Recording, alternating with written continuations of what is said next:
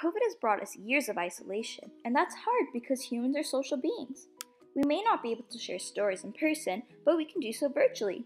So here, I'm going to share one of our community member, Jan Batchelor's stories. Jan is 7th generation Canadian. She was born in Hospital Hotel Dieu and grew up in Windsor. Her father worked for Sterling Drugs and manufactured aspirin and all sorts of drugs. When Jan was 16, she moved to Aurora with her family because Sterling Drug had relocated to that location. She then finished high school there and went on to Teachers College. This is where Jan's mother and father got married, and then they moved to Windsor. Mother's name was Eileen. Eileen Ethel Deno was her name. My father was Robin James Runstedler. My brother was Paul, Robin Paul. I don't have any siblings left. I just have my sister. She's still left, and my brother who has dementia. Claire was the youngest, and he died very young. He was only 50 when he died. Jill's my sister. These are my relatives. That's my mother's grandmother's family. Was taken, that was their anniversary, 1907 was my mother's side of the family. It's my grandmother, so that's her mother and father, okay? And they were celebrating their 50th wedding anniversary. It's the Bratt family, Grandma Bratt and Grandpa Bratt. We're all farmers. The Sellers family and the Bratt family, they were all farmers. And my grandmother and my grandfather were farmers. And they lived in Kingsville. Way back, Jan's family were pilgrims. Grandma Sellers was a pilgrim in England, and Jan's mother's father, Denome, he was French-Canadian. His ancestors came to Canada, moved to Quebec, and made their way to Ontario. On her father's side, they came from Pennsylvania, so they were Pennsylvania Dutch. They were mill workers and settled near Kitchener and Waterloo. Their last names were Runstedler. Jan's father was the oldest of 5 boys. His father had left, so he worked to help his mother support his family at a young age. Because of this, he only got to a grade 8 level education. However, he did a lot of night school work once he got the chance. He did a lot of correspondence courses and got an apprenticeship to become a mechanic.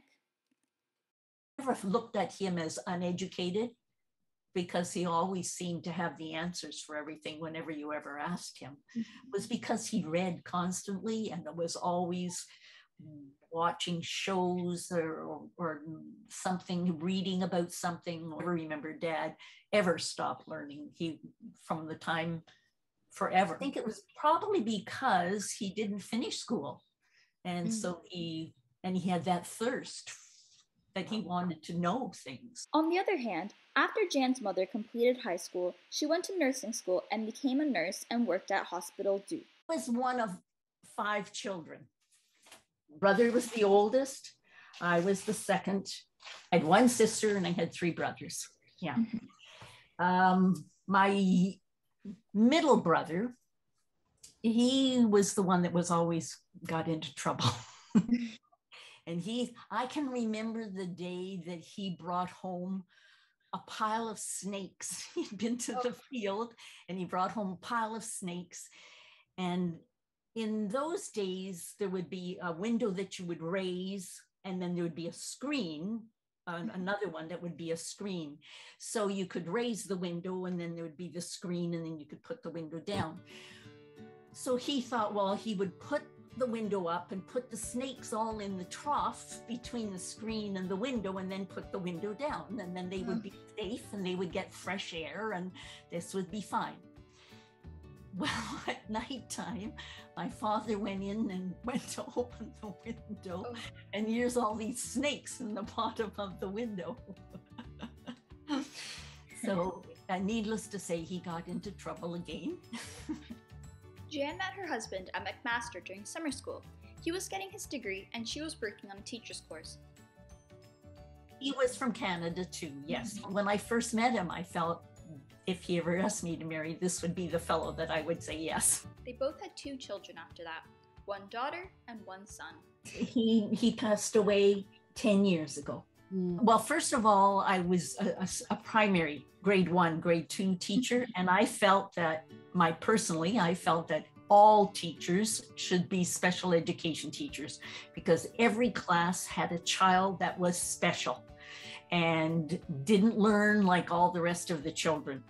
And so I figured I should really learn more about that. And so I went to night school and got my specialist in special education over 4 years. It took me 4 years at night school, but I did that at night school while I was teaching. From the time I was a young girl, I wanted to be a teacher. When she started teaching was when she first started using computers and technology of that sort. I think it's amazing, really. The old flip open telephones, and I thought they were very advanced. So I think back of when I was a child and the things we did for entertainment. We would sit on the floor in front of the radio and listen to the radio. Thing is so visual now. And from the time they're very young, my gosh, I look at my great grandchildren, and by the time before they were even 2, they were using an iPad. I think you acquired the ability to make pictures in your mind when you heard stories, because that's all there was. There wasn't anything to look at. You had to imagine everything. It was something that was missing with children when I started teaching. And so what I used to do with children was I would read a picture book, but I wouldn't show them the pictures. I would read the picture book and then I would say, now what do you think would be the picture that the artist would put in this book? And so then they would give what they thought the picture would be. And then I would show them the picture. I think my generation had greater imagination because that was something that we had to do for enjoyment. When Jan was a young girl, she didn't have phones or computers to entertain her. Her day was spent playing with dolls, running outside, and playing games. It was always make-believe. They would pretend to play house, pretend to be teachers or doctors. Though technology has helped greatly during these tough few years. Jan has been using an Apple iPhone, iPad, and MacBook to get through this time of isolation. For those I am thankful because I think that's what's kept me going all during COVID. With this, she can talk to people, take courses, travel online, and so much more. Site on the internet called HeyGo. Tour guide has a GoPro and she's walking around with the GoPro and telling you about what it is you're seeing. It's just like you're being with the tour guide. I mean, it's amazing. I have been all over the world during COVID. I don't have a favorite place. I've always wanted to go to and never have been is Australia. I've only been on HeyGo. That's too long on an airplane for me. Some other things she has done is going on YouTube and following home workouts. Staying active, even while isolating, is something she finds very important. She used to go to Aqua Fitness, but when COVID started, it closed, so she found an online alternative. I've continued to do something active every day during this COVID. I found on YouTube, an exercise, Paul Eugene, and he exercises every morning for an hour. Jan is also a very active member of her community. She volunteers at senior centers and the St. John's Hospital once a week. At the hospital, she ran the lottery table, and at the senior center, she ran the movie nights where they would watch movies from Netflix. Once hearing how Jan has been helping her community and working to treat everyone with kindness and care, I noticed that she seemed to be following familiar footsteps to a certain someone. Really modeled your life after her. Well, I have. I've tried to. Yes. I thought my mother was marvelous. What she would do, she had 5 children to raise. She had a house to look after, a husband to look after, but she also was a nurse. and she worked at the retirement home across the street. And I could never understand how she did it all. Jan's mother made all of the clothes and took care after her entire family on top of her work. I never could figure out how she could do all that. Because I had only 2 children, and I thought that was an awful lot to look after. Always remember Mother saying that you treat people the way you want them to treat you. And don't ever forget that, she said. And that's the way she lived her life. Canada's become quite a diverse country. We have people of all nationalities, religions living in our country now. And I think people have to be more accepting of those. It's wonderful to have all of these other religions and nationalities and just cultures to learn from. Jan has shared a lot and experienced a whole lot of things, and we wanted her wise opinions. We asked her if she has any advice for young people in the world for their futures. I think that all young people should learn about looking after a house, taking care of a home, taking care of bills. Learn the finances of making a budget and knowing where your money goes. Every young man and every young woman should be able to look after a home, should be able to cook meals, should be able to plan a grocery list and be able to, plan meals for a week, should be able to do the cleaning and the sewing even. I think a man should learn to sew when he's young.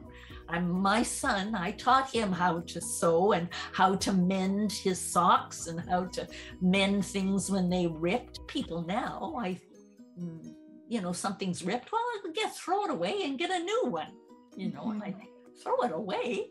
All it needs is just a needle and thread to sew it up and it'll be fine for another little while. Jan asked me a question, and that was if I could take care of my house. I said that I'm able to do some things here and there, but I generally don't do much. I think it's good that at your age, you should be able to plan a meal, one a week, and cook it and prepare it so your mother doesn't have to do anything. Gave you a feel for what it was like to be a mother. And last, we asked her what she's most proud of. I'm most proud of our children. They're not my children, they were our children. 2 lovely, lovely adults. I am just so proud of them. David is so self-sufficient and he's never been without a job, never ever. He's been, he had a job when he was 18 and he's worked hard. He's gone to night school. He's educated himself. He's taken all kinds of courses. He got his master's in business. And he did that all on his own. So these are the things my daughter wanted to know. What stories have you been told about yourself as a baby? Do you have any particular vivid memories of your grandparents? What is one of your earliest childhood memories? What did you learn from your parents? What fascinated you as a child? There's 52 questions in here. She asked me 52 questions. There was one for every week of the year. And then I answered them and published them. So they're in a book. So she can then know all about me, just like you've tried to learn about them. Jan has raised 2 wonderful and successful children. And she says that the most important part of being a parent is be self-sufficient like our 2 children are. I'm very proud of them, and I think it's maybe it's because it's the way we raised them. I don't know. I hope it is. It's never too late to learn something new. Never. Doesn't matter. When I was teaching, I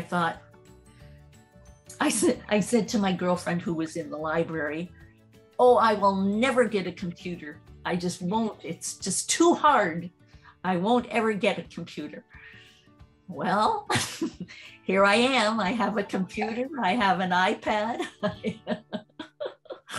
And I'm on them all the time, either doing traveling or Zoom meetings or Zoom presentations. I do all kinds of things from the ROM Museum and from the zoo and from, and they're all on the computer. Everything's on the computer. So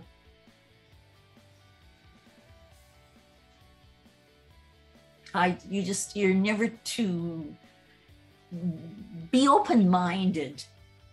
Be receptive of new ideas and new knowledge. Don't shut yourself off.